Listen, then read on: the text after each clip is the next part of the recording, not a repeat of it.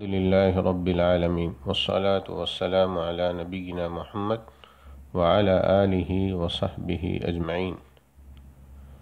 اللہ تعالیٰ کے اسماء حسنی اور صفات عالیہ کے بارے میں اہل سنت والجماعت کا یہ منہج ہے کہ وہ اللہ تعالیٰ کے اسماء حسنی اور صفات عالیہ کو تسلیم کرتے ہیں، ان میں کسی کو شریک نہیں بناتے، نہ ہی تعویل کرتے ہیں اور تعطیل کرتے ہیں، اور نہ ہی تشبیہ دیتے ہیں، اور نہ ہی کیفیت بیان کرتے ہیں۔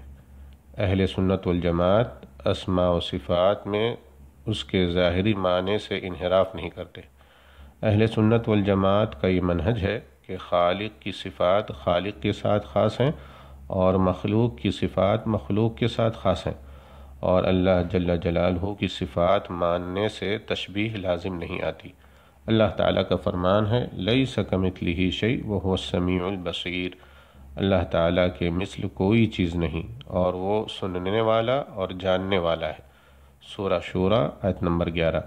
اللہ تعالیٰ کا فرمان ہے وَلِلَّهِ الْأَسْمَاءُ الْحُسْنَى فَادْعُوهُ بِهَا وَذَرُوا الَّذِينَ يُلْحِدُونَ فِي أَسْمَائِهِ سَيُجْزَوْنَ مَا كَانُوا يَعْمَلُونَ، اور اچھے نام اللہ ہی کے لیے ہیں، تو ان ناموں سے اس سے دعا کرو اور ان لوگوں کو چھوڑ دو جو اس کے ناموں میں کجروی اختیار کرتے ہیں، ان قریب یہ لوگ اپنے اعمال کی سزا پائیں گے۔ سورہ الاعراف آیت نمبر 180۔ اہل سنت والجماعت کا یہ منہج ہے کہ اللہ تعالیٰ عرش پر مستوی ہے اور مخلوق سے جدا ہے، مگر استوا کی کیفیت ہم نہیں جانتے، ہم اس کو اللہ تعالیٰ کے سپرد کرتے ہیں۔